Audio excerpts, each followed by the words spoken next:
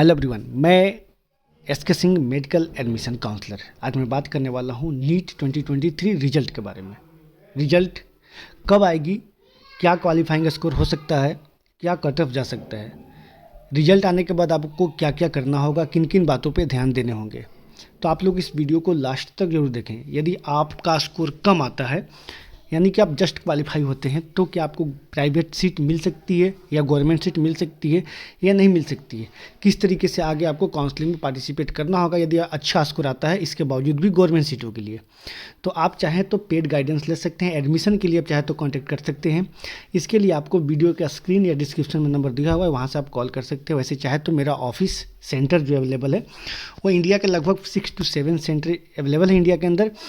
महाराष्ट्र के अंदर 2 सेंटर हैं, मुंबई और पुणे के अंदर। इसके बाद दिल्ली के अंदर मेरा ऑफिस अवेलेबल है। वेस्ट बंगाल, मध्य प्रदेश, राजस्थान के अंदर जयपुर, इसके साथ साथ कर्नाटका के अंदर बेंगलोर में मेरा सेंटर अवेलेबल है। चाहे तो आप हमारे सेंटर पे जो आपको नियर अबाउट पड़ता हो, नज़दीकी सेंटर हो, वहाँ आप हमारे एक्सपर्ट से मिल सकते हैं या फिर कॉल से डायरेक्ट बात कर सकते हैं। तो चलिए हम स्टार्ट करते हैं। सबसे पहले बताऊँगा जो नीट यूजी 2023 का OMR सीट भी रिलीज कर दी गई है। इसके साथ साथ आंसर सीट भी रिलीज कर दी गई है।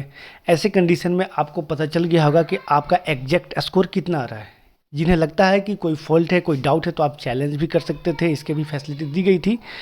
इसके बावजूद आपका क्या स्कोर आता है, जब तक रिजल्ट नहीं आता है तब तक कहना मुश्किल है। रिजल्ट जो है वो हो सकता है आज भी आ सकता है या फिर कल या फिर परसों, यानी कि विदिन 3 डेज रिजल्ट है वो NTA पब्लिश कर देगी, क्योंकि रिजल्ट में काफ़ी डिले हो रहा है ऑलरेडी। जब भी OMR सीट या फिर आंसर की आती है, इसके 2 से 4 दिन के अंदर NTA की तरफ से रिजल्ट जारी कर दी जाती है। तो रिजल्ट आने वाले 3 डेज के अंदर, आज, कल या परसों तक कभी भी रिजल्ट जारी किया जा सकता है।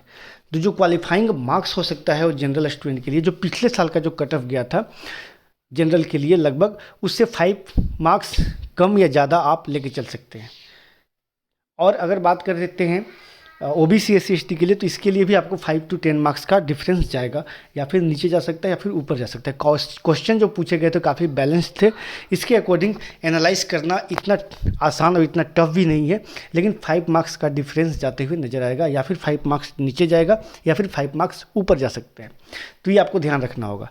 जो स्टूडेंट जस्ट क्वालिफाई होंगे या फिर कैटेगरी से या फिर जनरल कैटेगरी से, सपोज डेट उनका अगर क्वालिफाइंग मार्क्स अगर 110 आता है जनरल के लिए, तो आपको इस स्कोर पे भी सीटें मिलेंगी। डिपेंड करेंगे आपके लोकेशन, स्टेट पे डिपेंड करेंगे, कौन कौन स्टेट में कौन कौन से कॉलेज में जाना चाहते हैं।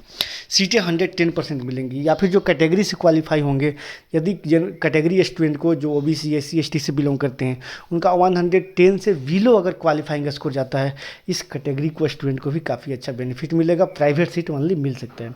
फिजिकली हैंडीकेप को तो जस्ट क्वालिफाई पे भी मिल सकता है, या फिर आप जनरल से क्वालिफाई हो या फिर कैटेगरी से क्वालिफाई हो। डिपेंड करेगा आपको काउंसलिंग किस तरीके से करें। टोटल 13 to 14 ओपन स्टेट है जहां आप प्राइवेट सीट के लिए पार्टिसिपेट कर सकते हैं। साथ में डीम्ड यूनिवर्सिटी के लिए तो आप पार्टिसिपेट कर ही सकते हैं। Depending on your smart counselling, how to do your choice filling, how to do your counselling, किस किस राउंड में कौन कौन से स्टेट में आप फॉर्म भर रहे हैं, रजिस्ट्रेशन कर रहे हैं। जैसे ही रिजल्ट आता है तो आप अपना स्कोर कार्ड जरूर चेक करें। स्कोर कार्ड में आपका नेम जो मेंशन किया गया है, क्या उसमें कोई फॉल्ट है, फादर नेम, मदर नेम, जो भी आपको अगर फॉल्ट आता है तो इसका एफिडेविट जरूर बना लें। अगर एफिडेविट बनाते हैं तो आप काउंसलिंग में पार्ट ले सकते हैं। बहुत सारे स्टूडेंट को डाउट आता है रिजल्ट के बाद कि मेरा फादर नेम, मदर नेम या फिर मेरा खुद का नाम जो है वो गलत हो चुका है, या फिर डेट ऑफ बर्थ मिसिंग हो जाता है।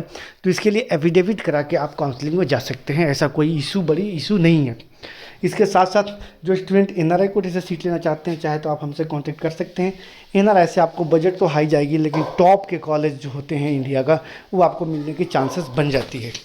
वैसे मैं आपको कंटिन्यू आपको वीडियो के माध्यम से बताता आया हूँ कि रिजल्ट जो है वो आपको 3 डेज के अंदर अंदर आपको रिजल्ट डिक्लेयर कर दी जाएगी। मैं वैसे आपको आंसर की या फिर OMR सीट के बारे में मैं बताया था कि बहुत जल्द आ जाएगा, और उसी के अकॉर्डिंग आपका OMR सीट और आंसर की पब्लिश की गई, क्योंकि ऑलरेडी डिले हो रहा था। खास करके मणिपुर का जो एग्ज़ाम था वायलेंट की वजह से रुका हुआ था, इसकी वजह से डिले हो रहा था, लेकिन अब डिले नहीं हुआ क्योंकि वो एग्ज़ाम कंप्लीट हो चुका है।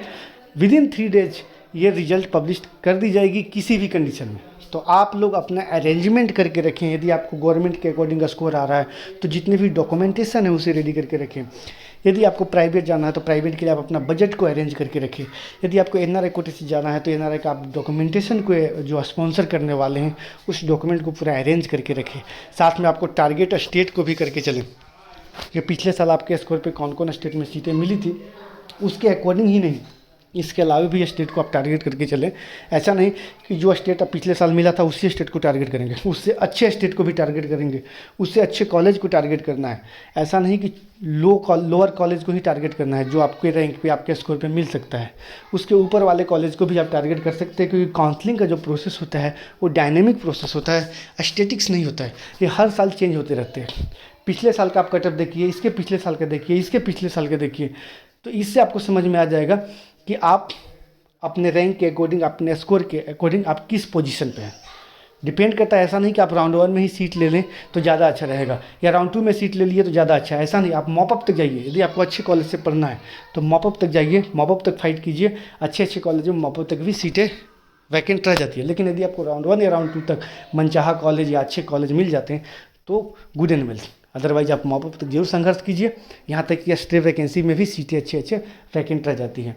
लेकिन रिस्क ज़्यादा भी नहीं लेना है, मॉपअप तक आप बिल्कुल अपने आप को सिक्योर कर लीजिए। लेकिन जिन्हें सिर्फ गवर्नमेंट ही चाहिए और गवर्नमेंट सीट नहीं मिल रहा है तो आप स्टे वैकेंसी राउंड तक जा सकते हैं। बाकी की वीडियो में इतना ही दोस्तों। बाकी आप लोग को अगर जो भी डाउट हो, क्वेश्चन हो तो कमेंट बॉक्स में कर सकते हैं। किसी भी तरीके के अगर वीडियो चाहिए तो इसको आप कमेंट बॉक्स में मेंशन कर सकते हैं, उसके अकॉर्डिंग मैं वीडियो अपलोड कर दूंगा। फिलहाल के वीडियो में इतना ही। Thanks for watching.